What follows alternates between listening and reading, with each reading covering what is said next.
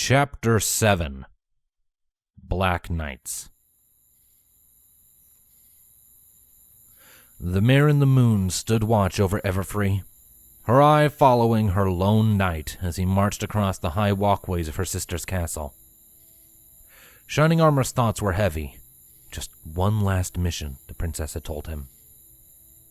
One last mission, and he could see Cadence again. He just had to gather a team, and with this strange brand of spies, he had to ensure they were stallions he trusted. The medical wing was just on the other end of the walkway. From this height, he could see much of the castle beneath him. He glanced down and could see figures moving across the bridge at the front of the castle. By their robes, they looked like Dreamcatcher and her acolytes. The lieutenant paused. Dreamcatcher had never left the castle before. Her place was in the sleeping chambers, maintaining the prisoner's eternal rest. To see her crossing the bridge in blue torchlight with a dozen of her followers, or all of them, he couldn't be sure. It made him shudder to think where they were going, what could have happened to deserve their presence away from Everfree. He pushed the thoughts out of his head as he entered the medical wing. It wasn't very large. Its few occupants consisted of knights and staff, and rarely any pony else. The doctor at the front desk straightened as he came in, offering a warm smile to chase away the chill from outside.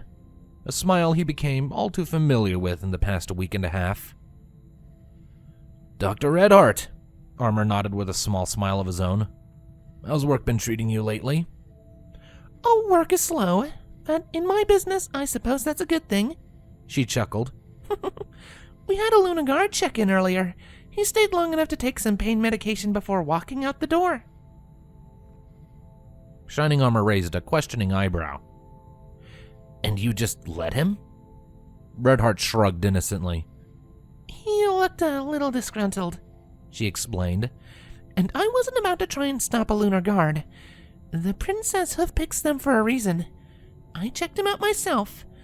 He needed more than just pain medication. I recommended at least 2 moons of bed rest, but he wouldn't hear it. Something about being tired of doing nothing but waiting all moon." She smirked and shook her head. "Oh, but look at me, rambling about somebody else's problems. I'm sure you're here for a reason. Visiting as usual?" Armor nodded. "How's his recovery coming along?" he asked. "Still looking well?" "Well, like I said last moon, he seems to have fully recovered," Redheart explained. "But strikes from lightning are difficult to mend. Often the patient will appear physically healthy, but we need to be cautious for any lingering physical or psychological trauma that may have been missed. Aftershocks, so to speak." "How soon until he's mission ready?" Armor pressed. The doctor blinked. She took in a breath to retort, but after seeing the reluctance in the lieutenant's eyes, all that came out was a sympathetic sigh. "I suppose that's ultimately up to him," she resigned. "For the record, though, I still recommend a few more moons of bed rest. He's still in the East Wing, first bed on the left." "Thank you," the lieutenant nodded. "I'll be sure he's not put under too much work."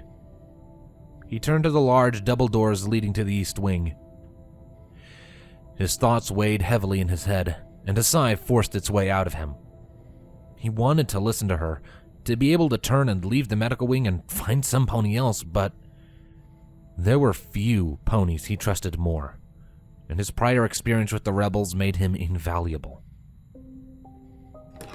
The heavy doors to the East Wing groaned as they opened, announcing to its sole occupant that he had a visitor.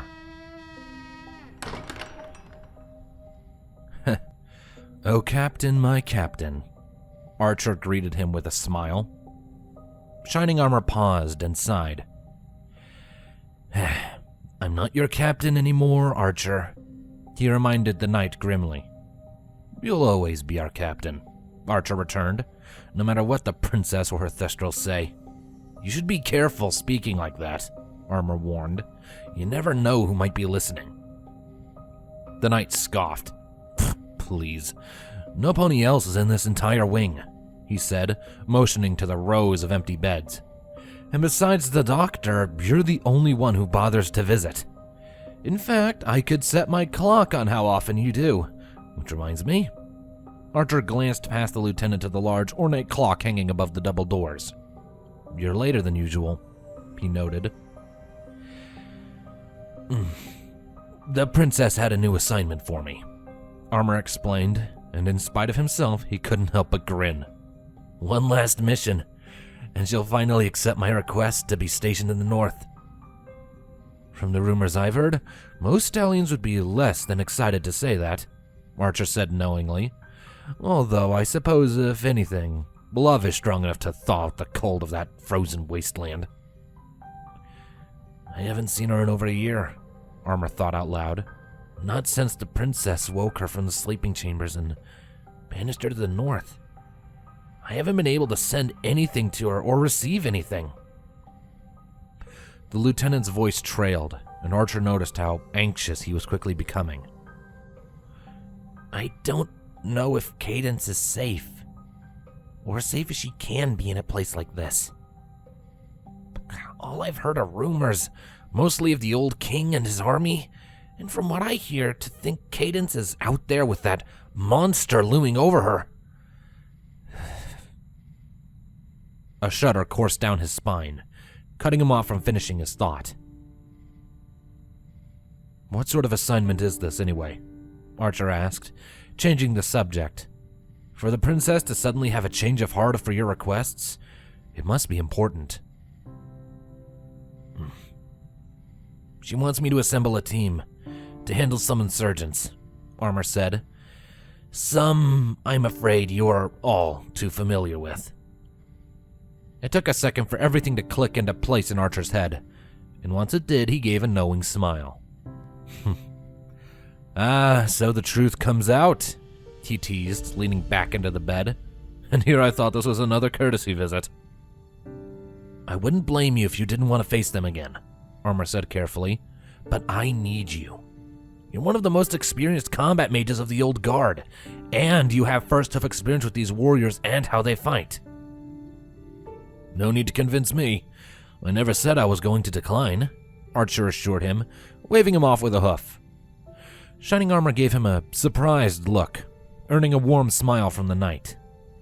I gave you my word that I would follow your lead, he reminded him, whenever you called, wherever it takes me. Armor shook his head. That was years ago. And it still holds true to this moon, Archer smiled. Besides, I wouldn't let you face those scoundrels alone. You'd be mad to think otherwise. Archer shifted back into his sitting position, giving his old captain his full attention. So, who else do you have enlisted in this merry crusade of yours?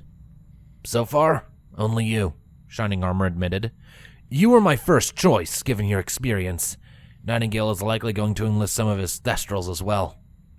Yes, the Thestrals don't exactly trust us members of the old guard still, do they? Archer chuckled. Well, if you don't mind my recommendation, I think our old scout has been growing antsy in her new position. The lieutenant's brow furrowed. What makes you say that? She told me herself, Archer said simply. She visited me the first moon I was back. We spent some good couple hours catching up on old times. Apparently, she's been recruited into the princess's shadow bolts, although I'm afraid it's not as glamorous as she had hoped. Shining Armor gave him a look, begging for an explanation. It's not easy being an old guard, Archer explained, especially in a department comprised mostly of new Thestral recruits. Prejudice is hard to unlearn, especially with the Civil War still fresh in most ponies' minds. But Commander Spitfire keeps her wing under strict watch and ensures it never comes out of hoof. You should visit her, Archer recommended. I think it would do her good. I'm not so sure about that, Armor hesitated. It must have been 2 years since we last spoke. After everything that's happened since the war, everything I've done, I'd be surprised if she'd be happy to see me. I wouldn't be too sure if I was you, Archer assured him. The lieutenant watched as his old friend swung his legs off of the bed and stood up, and he frowned when he saw his sides. Parts of his white coat were singed, arcing like a web across his barrel from where he had been struck. He noticed how Archer grimaced slightly when he stretched. She's asked a lot about you in her few visits, he continued, and I keep reminding her that you can answer her questions far better than I ever can. Go see her. I'll convince the doctor to let me check out. His light-hearted smile faltered when he noticed his old captain's stare. You don't have to do this, you know, Armor reminded him. You can stay here if you still need the rest. Archer scoffed. Please, I've been resting in this same boring room for the last 2 weeks. I'm ready to go out and see the world again. You're not worried this assignment might put you back here?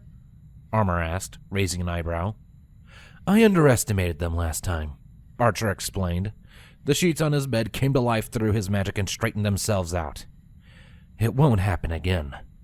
Besides, the only reason I'm here is because the giant struck me when I wasn't looking. He looked up from his work and gave his old captain a knowing smile. This time, he'll have my full attention.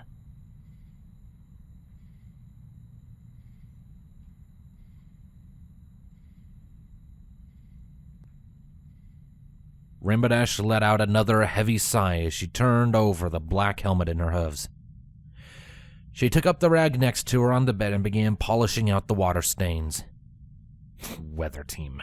How did she get stuck on the weather team? She had more combat experience than any pony else in this bay, and they stuck her with managing clouds over the Everfree. It was a rhetorical question, she knew. She looked up from her polishing with cold eyes, watching the bay full of thestrals. They could have placed any of the squires or newly anointed knights on weather duty, but none of them were once in the old guard. When the princess disappeared and her sun set for the final time, none of them still fought for her. Could have been worse, she supposed. At least they let her keep her status as a knight when the old guard surrendered, even if they stripped her of her other titles. Room 10, hut! Rainbow Dash shot to her hooves, clenching her eyes shut as her helmet clattered against the stone floor. That was going to be difficult to polish. Thank you, Spitfire. As you were, Shadowbolts. Rainbow's ear flicked to the familiar voice. At the front of the bay, Spitfire and Shining Armor were speaking more directly. Her eyes lingered before she finally convinced them to tear away. She picked her helmet off the floor and chased her racing thoughts away with the rag as she continued polishing. How long it had been since she had seen her old captain? Outside of royal summonings, it must have been over a year since they had spoken, maybe more. Why was he here all of a sudden? The Shadowbolts fell beneath a different lieutenant. Maybe he was here on official duties. She shouldn't worry herself. What were the odds that after all this time, he would suddenly want to talk to her? She dared to steal another look, and she found Shining Armor staring back. Spitfire followed his eyes to Rainbow and gave her a brisk nod. Rainbow didn't need a verbal command. She carefully placed her helmet on the bed and carefully cantered to the two officers. It's been some time, Armor greeted with a nod as Rainbow Dash joined them. How have you been, Dash? Doing well, sir, she returned with a small smile. She looked between him and Spitfire before adding, how can I help? I was actually hoping you could meet me in my office, he explained. Whenever you're free, of course. I'm sure Spitfire keeps her Shadowbolts busy. Clash isn't in too much trouble, is she? Spitfire interjected with a smirk. Not at all, Shining Armor assured her, but I might have an assignment for her, if she's up for it. Spitfire let out a low whistle and nudged Rainbow in the side. Getting orders straight from the lieutenant? You're moving up in the world, Clash, she teased. She gave a respectful nod to the lieutenant before returning to the bay. Make sure she gets back in one piece, Lieutenant. She's the best cloudbuster we've got. Rainbow Dash closed her eyes and bit back a groan, and Shining Armor noticed her deflate slightly. He turned to the door and motioned her to follow. Come on, my office is on the other side of the castle. and we have a lot to catch up on," he added with a smile. Rainbow Dash trailed behind him as he exited the door, and her mind was racing again. She wondered what could have brought him here. Did he say he had an assignment? It had been so long since they had seen each other. What could it have been that he specifically wanted her of all ponies? "Do you remember when we first met?" Armor suddenly asked. "In that recruiter's booth at the Wonderbolt show?" His question caught her off guard, to say the least. It was years ago. Why suddenly bring it up? But as she thought back to that moon, or rather, that day, a small, reminiscent smile formed. "Yeah, you were the only unicorn in all of Cloudsdale," she smirked. "Kinda hard to forget something like that. You were almost a bigger attraction than the show itself." Shining Armor chuckled. "It was a bit of a marvel for me, too. Never stepped hoof on a cloud before. I thought the charm was going to break and I was going to fall through with each step." "Yeah, I bet that took some getting used to, huh?" Rainbow Dash smiled and shook her head. She hadn't left Cloudsdale much when she was growing up, so seeing any pony with anything other than wings was always enough to warrant a double take. She couldn't imagine what the foals must have thought of him. Most of them had lived their entire lives in Cloudsdale, and had never seen anything other than Pegasi. "You had a pretty clever pitch, too," she complimented as she thought back, "saying how the Wonderbolts used to be a part of the Royal Guard. That definitely caught a few of the cult's attention." "Thanks. My little sister stayed up all night making these little flashcards for me with all those old Wonderbolt facts. Just wish I hadn't dropped half of them when I got to the booth." He laughed. "Having one of our fastest scouts working with me helped, too. I seem to remember you being dragged into his little challenge." "Psh, he didn't seem that fast to me," Rainbow Dash brushed off proudly. "You were the only one who came close to beating Cloudburst in that race," Armor smiled. "Hey, I did beat him," she said defensively. "I know it looked close to any pony sitting on the sidelines, but when you're flying that fast, you need good attention to detail, and I saw my hoof cross the finish line before his. He hasn't challenged me to a rematch since, probably because he knows I'd fly circles around his butt now." "Well, whoever won," the lieutenant teased, "you left a good impression on him. Isn't he the one who convinced you to join the guard?" Rainbow Dash scoffed. "Oh, don't give him all the credit. His head is big enough as it is. Your little sales pitch was probably the biggest influence. I always wanted to join the Wonderbolts ever since I was a little filly.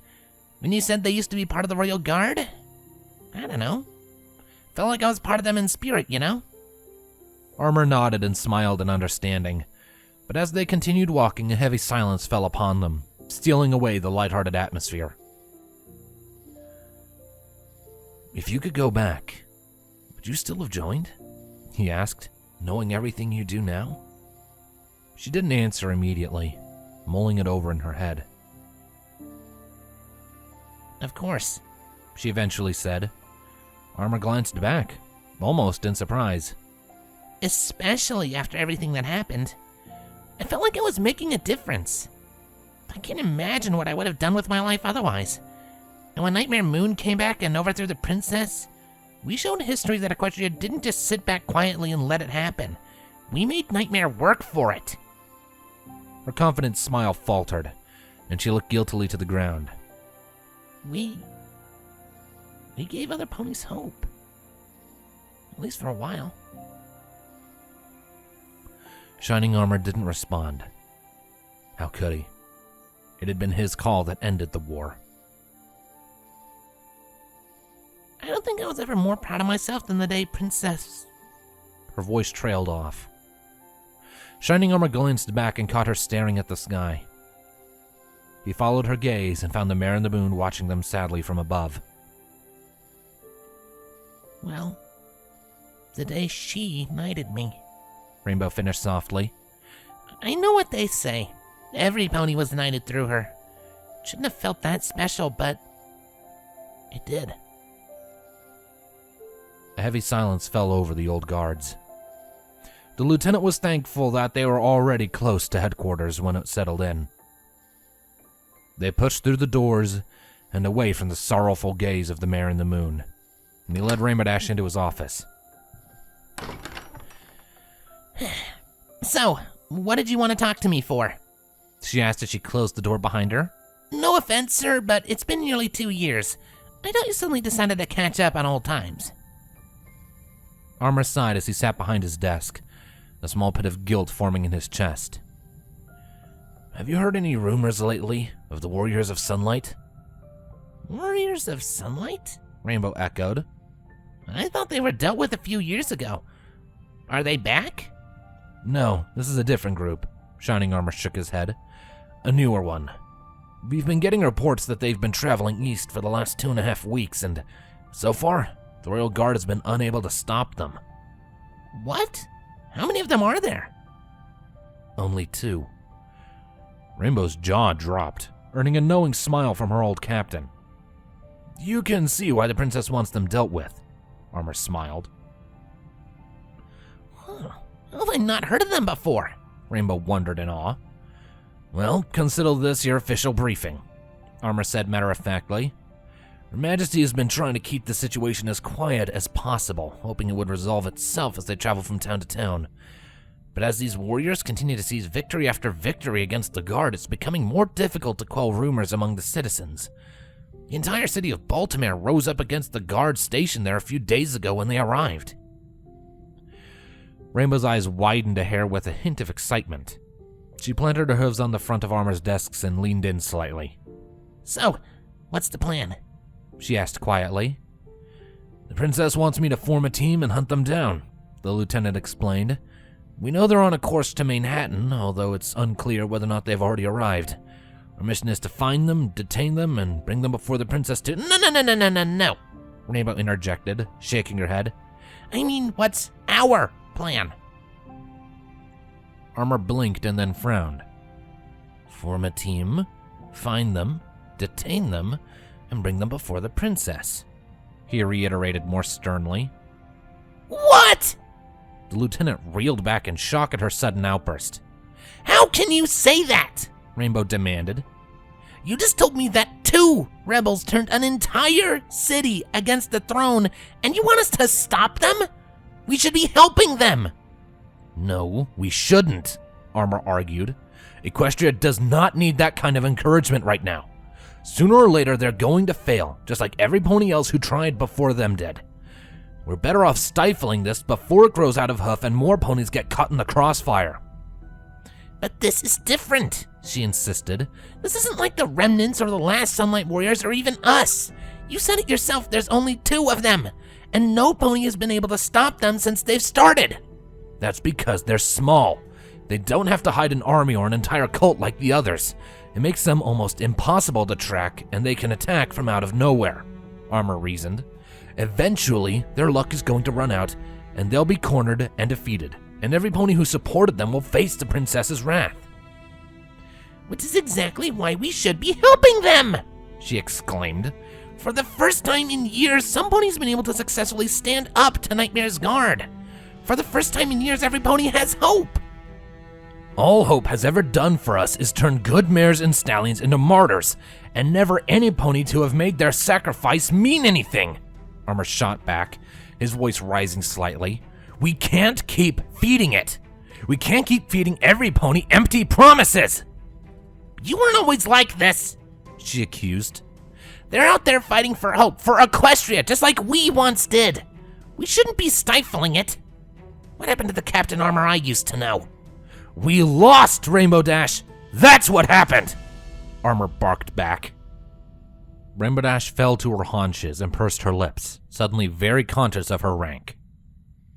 We lost, and every pony suffered because of it. We went down like martyrs, and ever since other ponies have started trying to pick up our mantle, even more ponies have suffered because of them! The fire in his eyes sputtered out, and he collapsed back in his chair, not having realized he had stood up in the first place. I'm tired of other ponies suffering, he said more softly. No pony can stand up to her, Dash. Not an army, not a foreign nation, and certainly not 2 rebels. The only one that ever stood a chance has been banished to the moon. But what do we do? Rainbow asked, desperately searching for a response. We can't just wait for her to come back. We have to, Armor said with grim finality. It's all we can do. Nightmare Moon's management didn't last forever. Neither will our princesses. Perhaps we only need to wait 1,000 more years. The knight shook in her armor and screwed her eyes shut. She couldn't believe what she was hearing. He couldn't be saying what she thought he was saying. She took in a breath and shakily let it out. And when she opened her eyes, the lieutenant was staring back with just as much sorrow. There has to be a reason, she said, her voice almost breaking. Tell me why we're doing this. That there's a point to it all. Because, Armor sighed simply, if not us, then it will be one of Nightingale's own. And if we can stop any more martyrs from being made, maybe Equestria can finally have some peace, however small. Rainbow fell silent and hung her head in defeat. Shining Armor feared he had spoken too harshly, broken her spirits. But she surprised him when she finally lifted her head. What are my orders, Captain? She asked quietly. Armor felt himself sink deeper into his chair. I'm not your captain anymore, Knight, he sighed grimly. You'll always be our captain, she reminded him matter-of-factly. To all of the old guard. We'll follow your word before Nightingale's any moon. And if you think it best for us to wait for our princess to return... She struggled to say the words. Then we'll wait, she nodded. By your command. Shining Armor opened his mouth to speak, but conceded with a nod. If you're uncomfortable with this sort of mission, you don't have to accept, he offered. Oh, no, you don't, Rainbow accused with a weak smile. The lieutenant could see her confidence building back up. If you were looking for me, then it's because you knew you needed the best. Now what are my orders, sir? She won a faint smile out of him, however sad it was. We have an asset that needs to be delivered across the country to Manhattan, he explained. The rest of the team will be transported by airship, but we need one to stay outside to handle the package. Have you been keeping up with your endurance flying? Rainbow laughed. Are you kidding? They have me cloud busting over for almost every moon. I get all the practice I need. So am I just delivering this package while everybody else sits pretty in the airship? Well, I would say more luring than delivering, Armor corrected. Rainbow Dash gave him a curious look. Last chance to back out, he warned. She shook her head and smirked, ready for whatever challenge he put before her. Very well then. He smiled. He held out a hoof, and she grabbed it with her own and shook it. Welcome to the Black Knights.